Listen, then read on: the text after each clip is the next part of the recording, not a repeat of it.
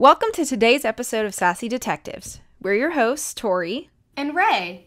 We're here to talk about anything and everything Nancy Drew, and today we'll be talking about the book Girl Detective Number 3, False Notes. Roll the intro.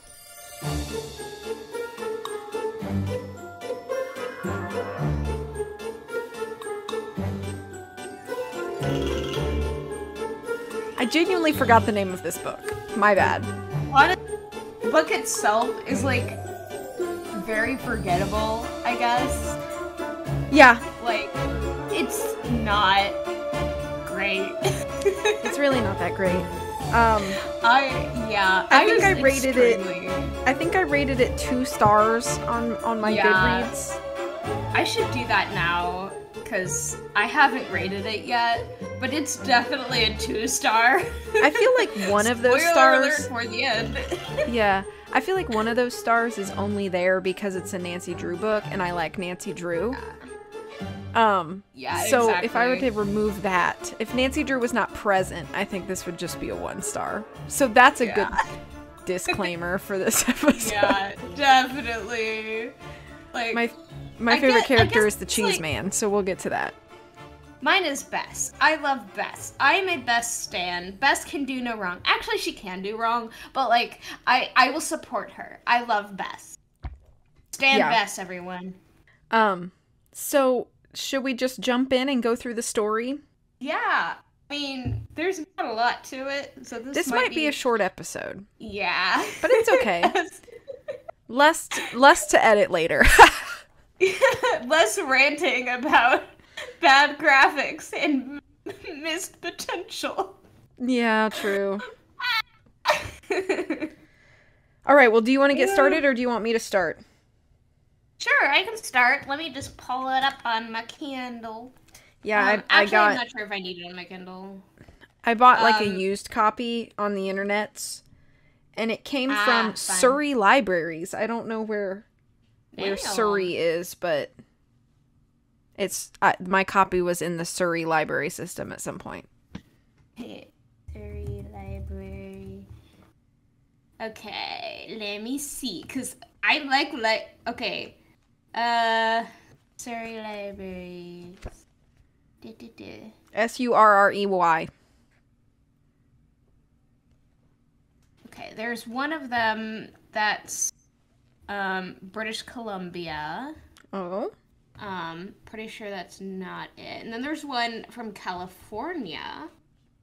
There's also one in the UK. That's probably not it. So I'm guessing it's the one from California. Sorry, I like libraries. I work at one, so, like... No, it's fine. I like libraries, I think they're cool. Yeah, libraries are cool. Wait, is this the same one? Yeah, it's all Canada. Oh, CA is Canada. I'm dumb. I'm sorry, Canadian viewers. Sorry, Canadian listeners. Sorry for being American, I guess. My bad. We got it. So we're Canada. Cool. Canada! So my copy came from a Canada library. Maybe. Probably. Either that or the UK. Yeah, either one. I would love to solve that little mystery later, though, after this episode, because mysteries that have libraries involved. Yeah, I don't have any other indications from this book, where it came from, but anyway. Oh well. To the book now. So we start out with Nancy hanging out with her mysterious fortune teller friend, who's like a psychic, and she's like quirky and stuff, and giving mild cultural appropriation vibes, but also, like, it's so... Because I thought she was going to be more important, because there's, like, a bunch of, like, mysterious stuff about her. Like, she's always somehow right about stuff, and nobody knows where she came from. But this is never followed up on in the book. Do you know who I pictured when I was reading about her? Who? Abby from Message in a Haunted Mansion. Yeah. Similar vibes. Very. Except, at least Abby's, like, interesting. Okay. Yeah. Because they had this lady there for like 2 seconds, and we're like, oh, she's so mysterious. There's something that we don't know about her, and then completely ignore her for the rest of the book. Mm-hmm. And it's like, bruh, you could have done so much, and yet. But anyway, so we're there, and I think the cheese man comes in and talks to them or something. Yeah, so he's my favorite character scene. because he owns a cheese shop. And I just think that's amazing. But anyway, so Nancy is in her psychic friend's shop place thing, and she's talking about her dad because her dad's birthday is coming up. That's right, Carson is having a birthday, and she doesn't know what to get him. And she's just like, I'm thinking of all these things, but he could, if he wanted them, he could just go buy them. So she has no idea what to get Carson for his birthday. So she's thinking of like golf clubs, because we all know that Carson needs golf clubs because he is a golf ball. He's a golf ball. He is a golf ball. But so yeah, our little golf ball dad. But so Nancy's doing that, and then they look across the road, out the window of their little shop, and they see this couple who are like freaking out or something, and Nancy's like, oh, isn't that the lady who's gonna run for mayor? And the other lady's like, oh yeah, but something is very wrong, because she's like, you know, a psychic, and Nancy's like, I don't believe in psychics, but I trust you. And so she's like, yeah, something is very wrong with them because they're acting all like stressed and stuff. And then like around, was it before that when the cheese man came in? Cheese man comes in, I think, later, like in the next chapter. And her friend is recommending, like, why don't you get Carson, like, a bathrobe or something? And Nancy's like, well, he has one. Like, there's no reason for me to get him another and stuff. Because, like, obviously, I'm just thinking it's hard to buy gifts for rich parents, you know? Because, like, they probably have what they want. I don't know. I always don't know what to give rich people, which is lucky for me that I don't have many rich friends, I guess. Yeah, I guess. I don't actually think I have any rich friends. That makes gift giving way easier.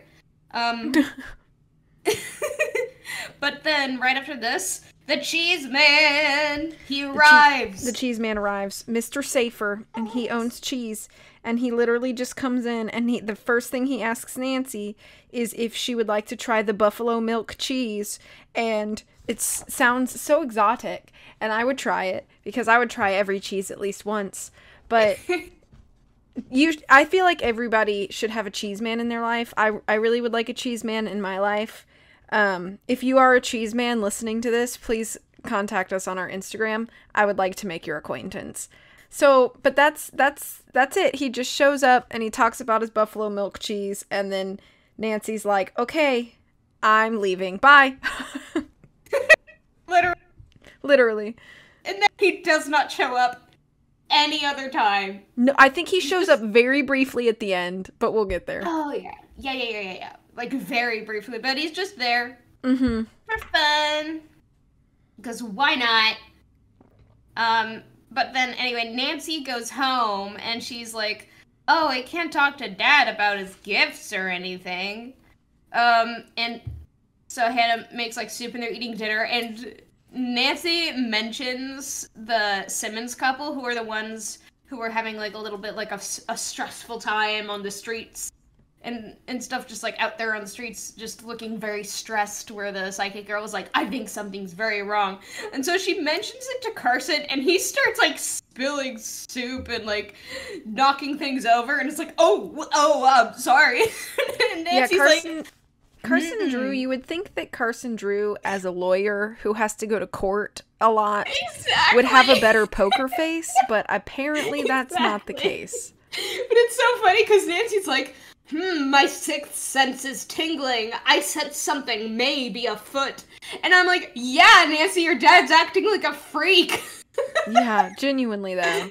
It's so funny to me. Because Nancy's like, he's acting a little bit off. more than usual.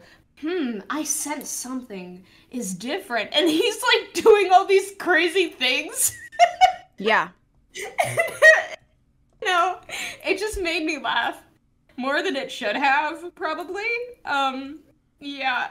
Do you want to explain the rest? Sunny wants attention right now. Okay, I'll pick it up. So, basically, after Carson acts like a big weirdo just because Nancy mentioned the names of some people, she goes up to, they kind of like finish, dinner, and then she goes upstairs to her room, and she calls, Bess and George, and they come over, and they're kind of like talking about like, what could this mean? And, so she mentions how like Carson acted really weird, and Bess is like, okay, well, you know, he probably has them as clients. Like, that's not, like, an unusual thing for him. He should learn to, like, not act like a freak. Right. And then Nancy's like, but I just don't understand why he would act that way. And then he looked really upset when I mentioned Leslie, who is their daughter, like, the couple's daughter. And then, George mentions that Leslie, that's her name, right? Yeah, Leslie. I just said it and I forgot. So Leslie is in like the running for a scholarship to a conservatory because she's a great pianist, and that's like coming up soon. Like the performance that would determine if she gets that scholarship or not. So that's kind of like something that's sort of happening in regards to their family, other than, you know, Heather the mom running for mayor. So George is like the internet research girly. And she jumps on Reddit or whatever. It's not actually Reddit, but like she starts looking. Huh? Like, she's definitely, like, a Reddit girly, though. Like, yeah. Reddit. And I also am convinced that she's also a Tumblr girly who gets all of her news from the D-Stale confession meme. Mm-hmm. Like, that is what I am convinced about. She was also in the Super Hulock fandom. My source, just trust me, bro. That is my George headcanon of the day. Just trust me, She was bro. in the Super Hulock. She also wanted to go to DashCon, but couldn't. So, there we go. Oh my gosh. Not DashCon. Yes, DashCon! Oh. So George is doing her like, search thing, and she searches Heather and Clay Simmons. They find, like, newspaper articles about, like, Heather's comments to a school board or whatever, and they're not really finding anything, like, super crazy, except that the opposition that's running for mayor is this guy named Morris Granger, and he's filed the paperwork to run for mayor. And then there's like some article that says another citizen has declared an intent to run but hasn't turned in the rest of the necessary paperwork. And so there's now this element that Heather Simmons has not actually like filled out her paperwork to be mayor, which I think is a really weird thing. If you're going to start like, I guess, campaigning, should you not already have this paperwork submitted? That seems weird. I agree. Yes, but I'm like wheezing right now because Sonny just launched himself at the wall. Oh no. And he's fine. He just completely launched himself. Yes, it is weird about that with the election thing. And then it's like, and then Nancy's like, well, the deadline for that paperwork is Friday and it's only Monday. She has all week. And I'm like, that's still cutting it really close. That's cutting it like really close, bestie. And do I want to vote for a candidate who can't even turn their paperwork in a timely manner? Oh, for real. So then George sees like the site for the River Heights Music Conservatory and the scholarship competition that's coming up, and they see that L. Simmons, so for Leslie Simmons, is listed as her performance time being like 8:15 a.m. or whatnot. And then there's like another girl named D. Sharon, who's also on the list, and there's like lots of other names of students that are also performing for a chance at the scholarship. So, like, caught off when they were like, oh, I almost thought it said D. Shannon, as in Deirdre Shannon. I hate her and stuff. And I'm like, I love her. Like, is she mean? And is she, like, you know, bratty and stuff? Yes. She is brat. But I love her, okay? So shut up. Leave her alone. And then we get our first mention of Ned, when Nancy's like, oh, Deirdre flirts with Ned every chance she can get. And I feel like if you didn't know Nancy lore, this was like the first Nancy book you'd ever picked up, you'd probably be like, who the flip is Ned? But, and then Nancy asked George to check like the River Heights High School site to see if there's anything about Leslie. And then Bess is like, but it's summer. And then George is like, oh, but they have like a bulletin board and that's active all summer. And it turns out that Leslie posts quite a bit on the school like summer bulletin board, which, okay, I guess. I mean, when I was on summer break, I just played like Neopets all day. But if you want to hang out and post on your high school bulletin board online, like, that's cool, I guess. So she's been like, anyway, just kind of posting, talking about like music camp, because she's been going to music camp over the summer. And then she posts like several times a day, but they notice that she hasn't posted in like 2 days. So they're like, why would she go from like posting all the time to having like a 2-day gap or whatever? And then George is like, well, she might be practicing for her recital, so like there's lots of different things that you could explain. But okay, so like the biggest theme I think in this entire book is that everything could have like a pretty normal explanation, but Nancy is just like, but it's gotta be something sus. Like, I feel like in most Nancy Drew books, most Nancy things, it's like there's something suspicious that happens, and so Nancy says, I'm going to find an explanation for this. In this book, a bunch of pretty normal things kind of happen, and then Nancy's like, but it's sus. And it's just kind of weird to like, I don't know, everything just seems like really low-key and not that suspicious, and then Nancy like makes it suspicious. I don't know. Sorry. I didn't feel like the stakes in this book felt very high, to be 100% honest, even though it's kind of like made out like it is. I don't know. Maybe I guess I'll talk about it more as we get here. But then they're like, what do you want to do? And Nancy's like, we're going over to the Simmons house. And so they drive over to the Simmons house. And Nancy literally knocks on the door, and Heather Simmons answers the door. Wait, she remembers where they live is so funny, because she's doing like this charity event, and she remembers, oh, you guys live here. That's right. Oh, and you're gonna buy these amount of tickets. Thanks. And she remembers that incident, that the thing that happened, and she's like, oh, therefore I know exactly where they live. And George is like, girl, you're weird. Yeah. Which, like, yeah, thanks, George, we knew. It's very weird.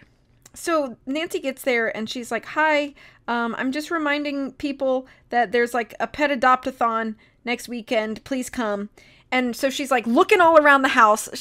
It says how it's, I was shooting curious glances around at the inside of the house. So now I'm picturing Nancy like standing on the porch and she's having a conversation with Mrs. Simmons, right? And she's not even looking at her because she got crazy eyes like darting all around. And Mrs. Simmons is probably like, what the flip is wrong with Nancy? And then Nancy runs back to... Unintentionally funny. Yeah. And then Nancy runs back to the car and she's like, I was right. I just saw something in there that confirms Leslie Simmons has been kidnapped. And you're like, whoa, whoa, whoa, whoa, whoa, whoa. What? Okay, sure. So now the stakes have been declared to be kidnapping, which is a big deal. And if I was Nancy, why would you not go immediately to the police and be like, Real. I have reasonable cause to believe that a underage girl has been kidnapped? Because when it has to do with minors, they don't like, there's not like the weird, They don't play like, around. the what? They don't play around when it comes to minors being Right. kidnapped. And like the time frame of like a minor being missing is much, much shorter before they launch like a full investigation than it would be for an adult. So it's like, if Nancy truly believed that this young girl was kidnapped, why the heck wouldn't she go? And so it's kind of explained, right? We'll kind of get to it later, but like it's explained that like, well, maybe there's like a ransom or something, and they've been threatened to, if they go to the police, then you know, something terrible will happen. So like, okay, valid, but in situations like that, you can still report it to the police and like anonymously, and then they will go as like plainclothesmen to investigate instead of like, you know, busting in with like the whole SWAT team. So it's like, you should still report it. Yeah. Anyway, so now that's the whole plot, is now we're going to prove that Leslie Simmons has been kidnapped, and we are going to find her. And I feel like not much happens over the next few chapters. Did you feel that way? Yeah, it wasn't a lot. A lot of these books tends to be like filler, in between finding one clue and finding the next. Mm-hmm. And they basically, like, the next few chapters is basically like, they immediately suspect and assume that Morris Granger, who is running against Heather Simmons for mayor, has to be the kidnapper. So like, Nancy just decides that he's guilty and that Leslie is trapped in his house. So she goes to Morris Granger's house and she decides she's going to bust in and either find proof of where where Leslie is being held, or find Leslie herself in the house. So she breaks in to this guy's house and she goes through his personal belongings, just on a whim. And I thought that was very silly and dangerous.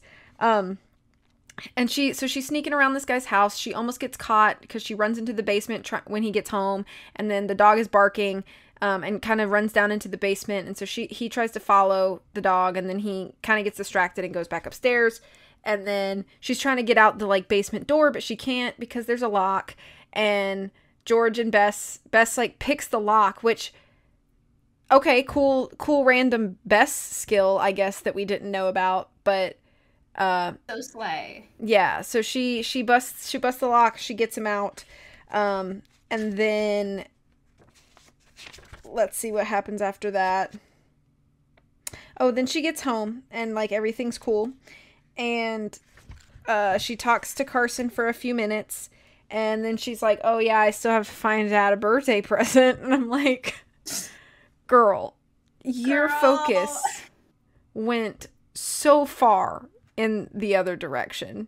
Like, how can Nancy focus so hard on a mystery, but she can't focus on buying her father a birthday present?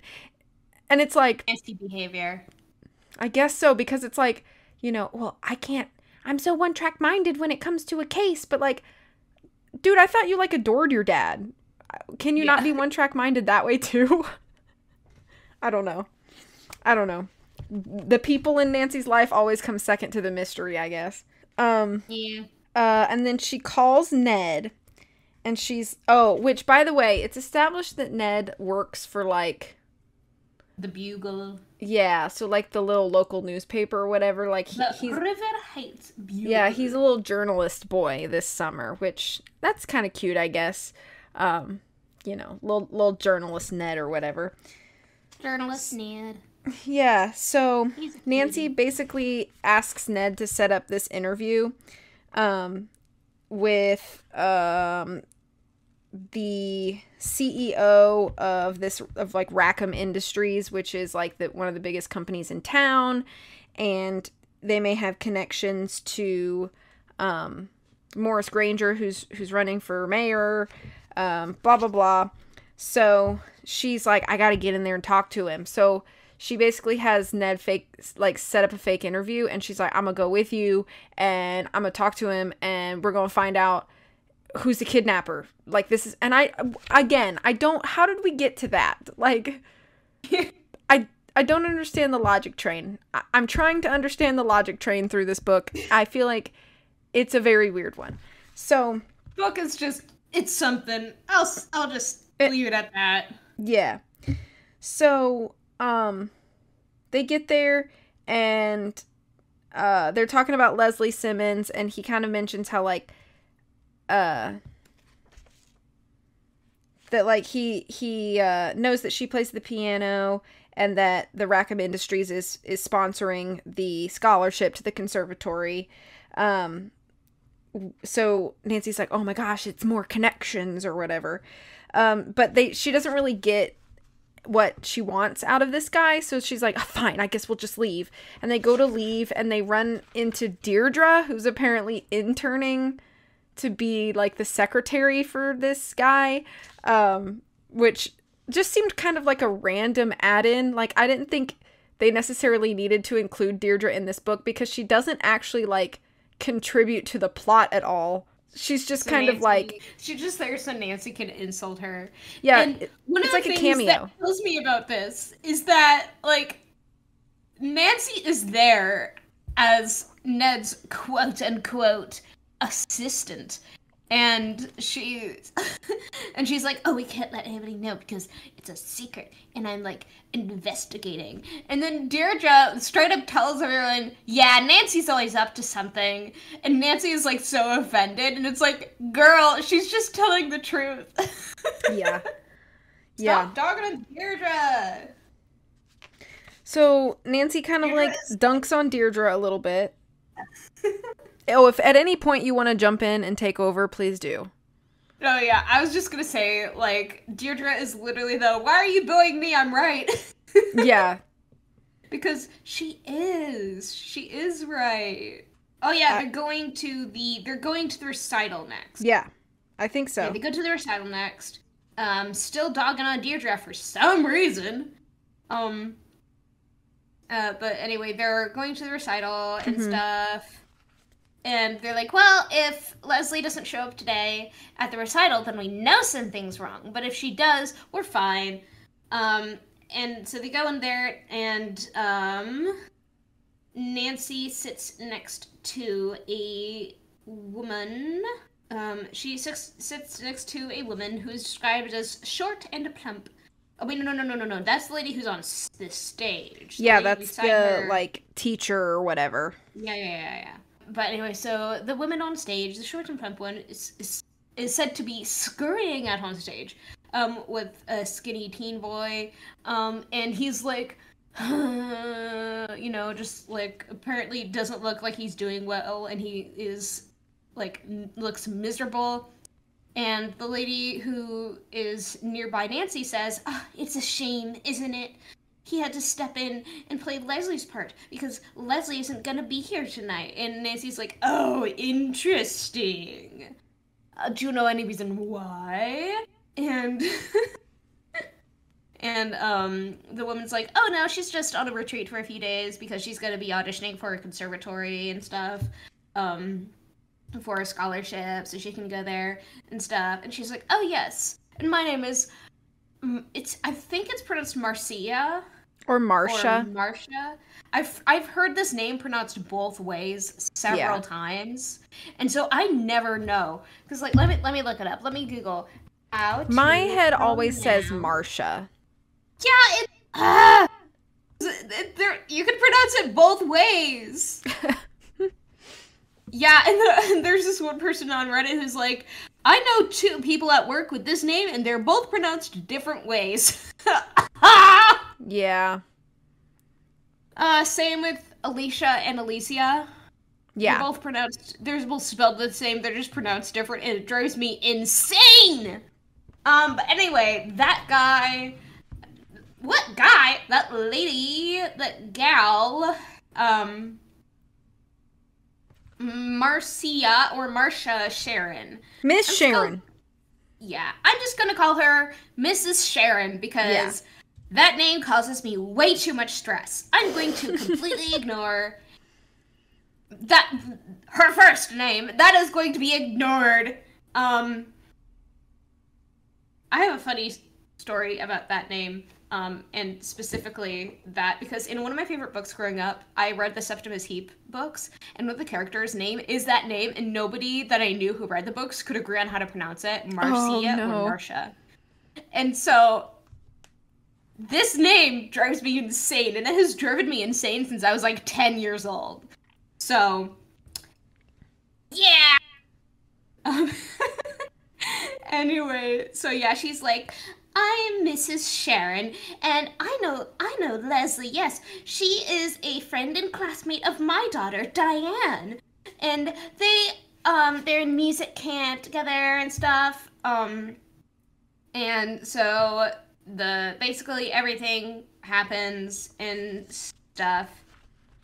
And they remember that, oh, Diane is also on the list for, like, the scholarship auditions and stuff. Yeah, because we thought so Sharon was D. Shannon. Deirdre Shannon. But it is Diane Sharon. And she is a cellist. So very nice, very fancy. The two friends, it's giving Piano Guys, which I used to really like as a kid, but then I grew out of it. But, you know, fun. I wonder how many times Diane has been asked to play Pachelbel's Canon. Because I've heard that is the worst song if you are playing the cello. Oh. Because you have, like, 2 notes. Yeah. Like, how like, boring. I think it's, like, 4 notes in total that they play the entire song. It's the wedding song version of Nyan from Twice singing I'm Gonna Be a Star. No. If you like K-pop, that makes a lot of sense. If you don't, go look it up. It's a great song. It's probably the worst song put out by Twice, but it's such a banger. But anyway, so they go to what is it? They're talking about like they go to the lady who is, like, in charge of the recital and stuff. Mrs. Diver. Mm-hmm. Yeah, and they're like, oh, yeah, what do you know about anything with, like, Leslie and stuff? And she's like, well, I didn't know that she was going away today. And, like, when I asked her dad about it, he told me to just mind my own business. So Nancy's like, obviously this means she's been kidnapped. Usual with every single thing that happens in this book. Yes. It's just, like, the most extreme possible explanation Nancy just jumps to immediately. I still think it's wild that she literally broke into the guy running for mayor's house because she was convinced that he'd kidnapped this girl. Like, girl, Goyle, please! It's so funny. She's just going insane in this one, and it doesn't get better, it gets worse. Yeah, it gets worse. Not because she gets worse. She stays consistent, but, like, the book itself is just so lame. Oh, hello, Sunny. Would you like to say hello to Tori? Hello, Would Sunny. you like to say hello? He says hello. Hello, Sunny. He's calming down a bit, which is good because... Give him a pet from me. Well, yes, he's getting lots of pets because he, he demands affection. I claim half of those. They're from me. Yes! It's like it's like at Christmas when, like, mom does all the shopping and then she puts from mom and dad on the tag, even though dad did nothing. Me. I take half those pets. Yeah. He's a very cute little kitty. He is very sweet. A very good boy. So, anyway, she assumes, obviously, this means she's been kidnapped, which, like, Nancy, I think maybe you need a nap. Yeah. Honestly. Or, like, play a few hours of Animal Crossing, get your mind off of this for a bit, because every single thing that happens, Nancy's like, this means she's kidnapped. Mm-hmm. Spoiler alert, she's not really kidnapped. I mean... she's kind of kidnapped. Kind of kidnapped. But... yeah, it's not as serious as Nancy. Her life wasn't in danger. But she still was taken away from her parents against her will. Yeah. So. Well, it was with her will. They just intentionally gave her wrong. We'll explain it when we get there. We'll get there, yeah. It's weird and boring. Yeah. But the girls, all three, Nancy, Bess, and George, are at a sandwich shop, and they're ordering fun sandwiches and stuff, except Nancy, who orders the ultimate white person sandwich. Turkey on white bread. Yeah. That is the most white person you can get. Wait. No. You have to add a lot of mayonnaise onto that to get, like, the stereotypical white person food. Hot take, I am not a fan of mayonnaise on sandwiches. I can make a little bit just to add in, like, a little bit of a creamy texture to it, to the condiments. Mm-hmm. But I will put hot sauce on my sandwiches sometimes. I need to have flavor, like a good spicy mustard. Oh, I was gonna say my go-to is like a spicy mustard, like a spicy brown mustard. Yeah, spicy brown mustard. Go-to. Yeah, but I do like to have a little bit of that mayonnaise to add, like, a kind of glue, I guess. I don't know. That sounds really bad, but do you know what I mean? No, yeah, it's like if you just have like a dry cut meat and then like a dry bread, like it's just so dry. You need something that kind of like adheres to all the other ingredients. Kind of like how salad dressing like adheres to the ingredients. It's like that. Yeah. But like just turkey on white bread. Nancy, come on. Come on, Nancy. Yeah. But Nancy, while eating her dry sandwich, comes to the worst conclusion of what she's going to do next, in my opinion. Which is, I'm gonna go stake out outside of Morris Granger's office, and then we're gonna follow him because he's probably gonna go to where Leslie is because he definitely has her kidnapped. So she gets Bess and George, who are literally like, girl. But she still convinces them to go with her. Yeah, during all of this. Yep. And so they're like, Nancy, can you be normal about this for 1 second? She really can't. So then they go out, they wait, and he leaves. And so they're following him, and he goes out to like a construction site. So they get out of the car, and they're following him around the construction site. And then they like sort of duck down behind this cement pile because they think they're about to get spotted.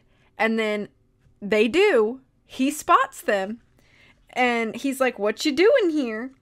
And so Nancy just straight up is like, "We were following you because I'm pretty sure you've kidnapped Leslie Simmons." And he's like, "What? Leslie Simmons is missing?" And then Nancy's like, "Whoa, what? That's a pretty weird reaction for a kidnapper to have." And so she kind of like recaps everything that she's been doing. And he's like, "Oh my gosh, we have to go talk to the Simmons and find out how we can help." And so Nancy's like, "Oh, I think I made a bad decision." So then now Morris Granger is like an ally, which I guess good on him for not being like straight up like offended and angry that these teenagers basically just accused him of being a kidnapper. So like green flag, I guess. So now they're back at the Simmons, and Nancy has to pretty much admit that she knows that, or that she thinks that Leslie is kidnapped, which is a little awkward, I think.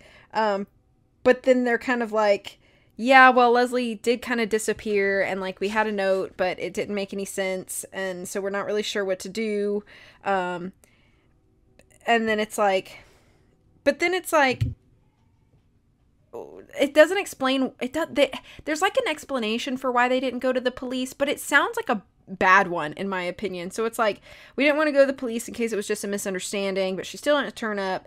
And so Heather's like, "I was afraid to go to the police, but we thought it was better to wait until we heard from the kidnappers or from Leslie." And it's like, okay, so you're not even sure what's going on, or and nobody, like, threatened you. So why would you not immediately go to the police if you thought your child was in danger? Like, I don't understand that. Like, this is your kid. Like, if I had a kid and my kid was missing, I would, like, if they were for, like, multiple days, which she has been gone for. Multiple days now, yeah. I would call the cops. Like, even if I wasn't, like, even if there wasn't, like, complete and utter proof that she'd been kidnapped, I would still go to the cops because she's this still is a missing persons case. Exactly. Like, it's like, even if she just decided she was gonna go take a walk, you know, and then, like, anything could happen. She could have gotten hurt, or, you know, she broke her leg in the woods and now she's, you know, unable to, like, get home. Like, anything could have happened. And it's like just because you didn't hear from kidnappers, I feel like it's a terrible excuse to not call the police. Like, I'm sorry, but bad parents, like, talking to anyone about it, except maybe Carson. But, like, other than that, nobody's really talking about it. Everyone's like, oh yeah, she's just out of town. It's like, no, tell people that your daughter is missing. Tell people that you know. Try to get people to help you. Go onto Facebook and put out a post on the River Heights page and be like, hey everybody, my daughter is missing. Does anybody know where she is? Let me know if you've seen Leslie. She hasn't been home since last night. Like, yeah. Okay, sorry, Mr. and Mrs. Simmons, but y'all dropped the ball, okay? And then Nancy's like, oh, but now I don't have a suspect. And I'm like, girl, you picked the, like, weirdest person to potentially be your suspect. Like, ugh, I don't know. So then they get back in George's car or whatever, or maybe Nancy's car, whoever. They get back in the car, and she's driving Bess and George home. I guess it is Nancy's car. So they're driving Bess and George home. And the music is kind of playing on the radio, and she hears a cello. And then she remembers Miss Crud, what's her name? Sharon, Miss Sharon. Mrs. Marcia Sharon. And how she said her daughter was also up for the same scholarship, and she played the cello. And so Nancy's like, oh my gosh, that's it. It was the cello, Mom! And so now that's the direction they're going for. And then she's like, she wakes up Bess and George because they were dozing in the car, which I think is really funny when she's like, that's it! But, you know. Sorry, did you have something to say? It's funny. Unintentionally. But it is funny. Mm-hmm. So now she's like, we gotta go to the Sharons. And so, they put in, the Sharon's address into George's mini computer, which I'm thinking to myself, okay, hang on. This book came out in 2004. So, was, like, mobile Wi-Fi a thing in 2004? I don't think it was. So, I'm pretty sure we were still in the dial-up Ethernet days. Or maybe it was, like, very basic Wi-Fi, but you wouldn't have had... Nancy's car wouldn't have had Wi-Fi. Yeah. So she's not that rich. Yeah, so I don't really know how George's mini computer, while they're driving around, had access to the internet to look up the Sharon's address. But then they ended up getting lost anyway, and by the time they finally find the Sharon's house, it's, like, pretty late, but there are lights on. And then she knocks on the door. Some babysitter answers, and they're like, no, Mr. and Mrs. Sharon aren't home. And then Nancy's like, well, can you tell us where they went, or blah, blah, blah. And she's like, no. And then she's kind of like, I don't want to give information to you because you're strangers, which, good on the babysitter. That's a safe thing to do. But then she says something about Lake Firefly or whatever. And so Nancy's like, that's where we're going. So they go back into the car. And now they're on their way to Lake Firefly because apparently there's a cabin there that they own or something like that. So now we have a road trip to Lake Firefly, which there's too much time there's just too much that goes on to basically state that, like, Nancy's going to Lake Firefly and she needs to go and she needs to get Leslie back by her 8:15 recital the next morning. So they head up there, and what's weird about this book, which this is a new Nancy lore, okay? And this lore being that Nancy is notorious for not putting gas in her car. So she gets stranded on a regular basis. And of course they have to establish that because they have to use it as a plot point now when the time crunch is happening, that Nancy is driving through the middle of the night and now she runs out of gas on the side of the road. And so now that's like a plot thing, that's weird to me. It's dumb. This book is dumb. Like, I'm sorry. It is though. So now they're like stranded and some really nice person like drives by and kind of help a truck stop worker or something, and he helps them and gets them to the gas station, and they gas up and everything's cool. But now they're behind schedule, and then they keep driving and they make it to the lake, and now they have to figure out what cabin it is. So they're driving around slowly and they end up hearing piano music faintly, so they go to that cabin, and then they meet Leslie. There she is, and Leslie is basically like, it's weird. It's like she was told by the Sharons that they were going to come pick her up and take her to the recital, but instead they just left her in a cabin hours away, which is child endangerment. I'm not going to like deny that. So they just because they didn't want her to make it to the recital. Like, that's the whole thing. And I'm like, yeah, why don't you just like, I don't know. For her audition for the conservatory scholarship. Yeah. But it's like, you could have done other things that were maybe less drastic to keep her from going to this audition. Like, I don't know, cough in her face or something. Give her some germs. Like, I don't, like... So, like, there are literally other things you could have done that are not as drastic as taking a child without their parents' permission and then leaving them in a cabin hours away from their home alone. You know what I mean? Like, it is technically kidnapping. It is technically kidnapping. Not, although like, her life was not in danger, it's still, like, endangering the child. Yeah. So now they're, like, trying to make it back, and they have Leslie, and they're zipping back, and they didn't make it back to River Heights until like 10 a.m. So, do you want to take over? I feel like I've talked most of this episode. Nancy basically, as usual, except for in the movie, is not a great driver. Mm-hmm. And she's like, we're gonna put like the pedal into the metal. We're gonna drive all the way over there as fast as we can. Mm-hmm. It's like, girl! This whole book is just Nancy making questionable decisions. Yeah, it's so sus. And so, they eventually, they get to the auditions, and it's already over. And the scholarship was won by a flautist from West Heights, which is a place near River Heights.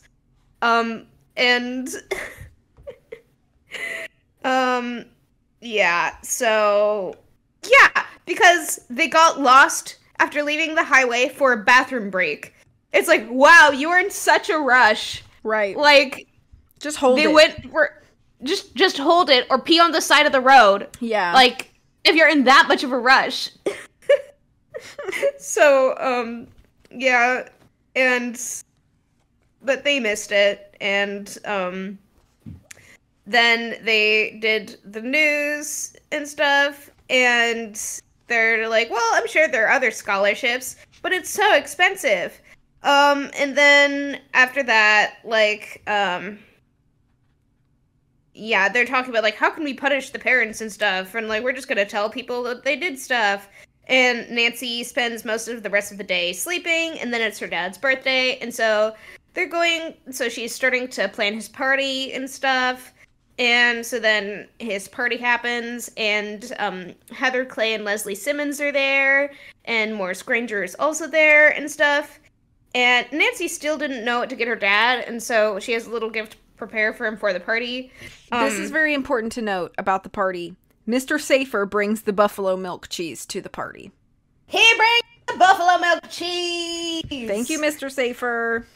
Yay! We have cheese! And that's it. But then, so Mr. Granger, the person who's also running for mayor and stuff, he's like, oh, well, I actually, you remember how I promised $10,000 to anyone who finds Miss Simmons?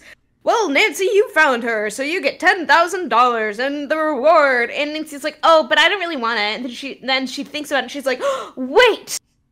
Leslie, do you want a $10,000 gift so you can go to the conservatory? And she's like, yeah!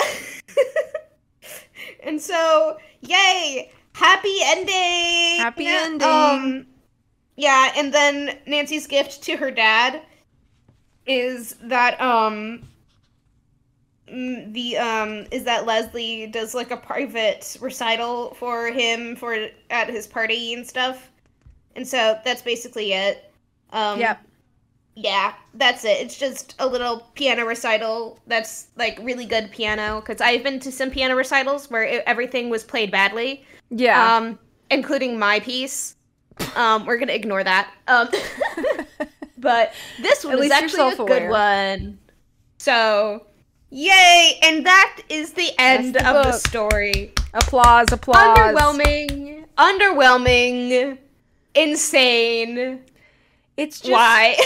It's just so much of the book is just Nancy making inane, questionable conclusions when, like, most of the time in Nancy Drew books, Nancy is like the voice of reason, and so her thing is it can't be what it appears, and so I'm going to find out what it really is. And instead Nancy's like, it's worse than it appears. And so it just feels a little like, in a way, it feels like kind of campy. And like, I know Nancy books can be kind of campy anyway, but this just feels like we have piled on the corn. You know what I mean? It's something. I'll say that. It's just Nancy, girl. Mm-hmm.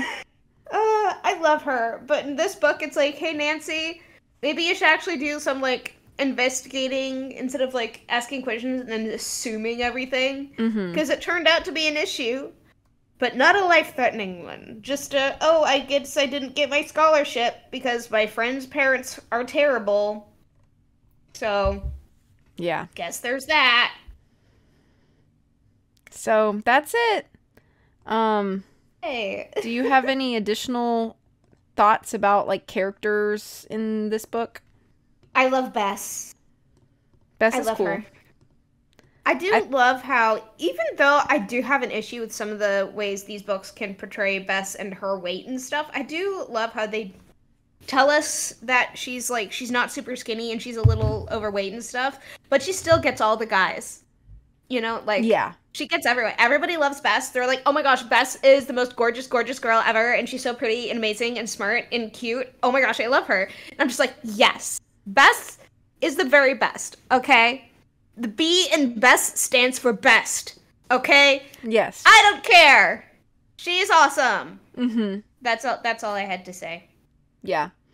I think that, Deirdre being present, while I do like Deirdre a lot, it was just so pointless in this book.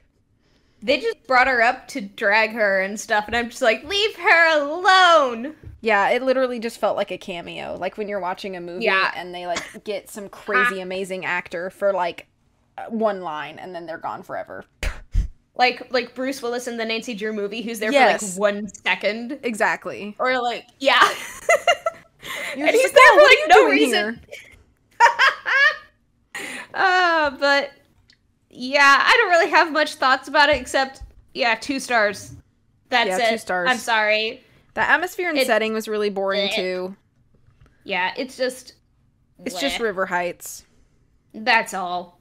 Yeah. 2 stars, and one of those stars is simply because it's a Nancy book. Yeah, and because I like Bess. Yeah. Other than that... It's a weak one. It's a weak one. Yeah. But at least our next episode is going to be much stronger and more vibey. So... Yeah. Yay, Excited. vibes! Yeah, excited for next episode. It's gonna be one that I have quite a few thoughts on. Some of them incredibly positive, some of them negative, but I do have quite a bit of thoughts for the next one. Mine is mostly vibes. Okay. Fair enough. Yeah. All right, well, is there anything else that you have to say? No, not that I've already said, because most of my thoughts is like, Nancy, can you just can you chill? Yeah. It's still entertaining. Like, I still was entertained. And Nancy books are generally, like, an easy read. You know, it's like a couple hours, maybe 3 max. But yeah, it's still fun. It's still, it's fun, but, like, this was definitely among the worst side of Nancy books I've read. Yeah. Eventually... Actually, no. I don't think I'll ever be able to make a list ranking all the Nancy Drew books I've read, because that would be way too many. Do you have a favorite Nancy book, though, just like off the top of your head? I really like the campy super mysteries. Okay. I think they're so much fun. Yeah, I remember loving the Broadway one where they have Nancy fill in as an understudy for a Broadway performer because she looks like her, but she can't, like, sing or dance or anything, and so it's, like, really bad. I thought it was really funny. We're gonna have to read that one. Yeah, we should do that one sometime. Mine is the classic Sign of the Twisted Candles, which is number 9 of the classic series. I just have a very big attachment to that book. So. Yeah, I'm trying to remember. I remember actually, like, really liking the first 2 of the Nancy Drew Diaries. I thought those are really good. Okay. But yeah. But ultimately, like, this book, I guess. That's it. That's all I have to say. And I'm not going to say anything else because otherwise I'm just going to be repeating. Like, I've definitely read worse books in my life. Oh, yes! I have read far worse books in my life.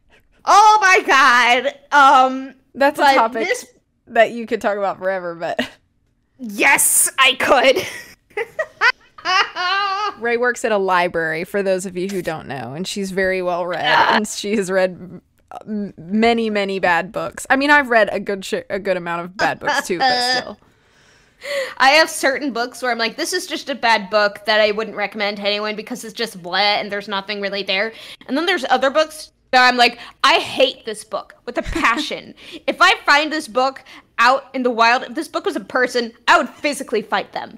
This book, if this book were a person, I would ignore them and try to be like, okay, I just don't want to talk to this person right now. They kind of are just like there. I don't, like, there's no reason for me to go out and, like, talk to them or anything. Mm-hmm. So it's not like the books where if they were a person, I would actively go up and try to fight them. But this book, it's just, Yeah. As I said earlier, I'm just gonna keep saying about this book, because it's just bland. It's the best descriptive word, I think, for it. Okay. Well, that's it today. I guess that's all we have for you today. Thank you for listening. We'll see you in a couple of weeks again. Please remember that we have an Instagram and a Tumblr. You can follow us there and interact with us there. Please ask us questions. We're funny. Yeah. I promise. You're also welcome to, like, send us a message and be like, hey, I would really love to have you guys talk about this, or, like, whatever. And as long as it's Nancy Drew related in some way or shape or fashion, we'll talk about it. Mm-hmm. So, like, just let us know. Like, if there's something, you know, particular that you're like, oh, this random niche Nancy thing, like, I want to hear what they have to say about it. Like, just let us know. We'll make time for it. We do take requests. Please request. Mm-hmm. Yes, we like that. We have, like, so many ideas, but, like, we also would love to see what you guys think, because you know, you're our audience, so, like, obviously. Yeah, like, obviously, like, whatever if you guys want to hear something, Sunny. we may prioritize Sunny, do you want to say over... anything? Oh, yeah. like, me and Ray can just yap and yap and yap about something we find interesting, but if there's something you guys find interesting, please let us know. Yes. All right. I think we're good. I think that's We've everything. just been yapping. Have a wonderful day, everybody, and we'll catch you again see you soon. next time. Bye-bye.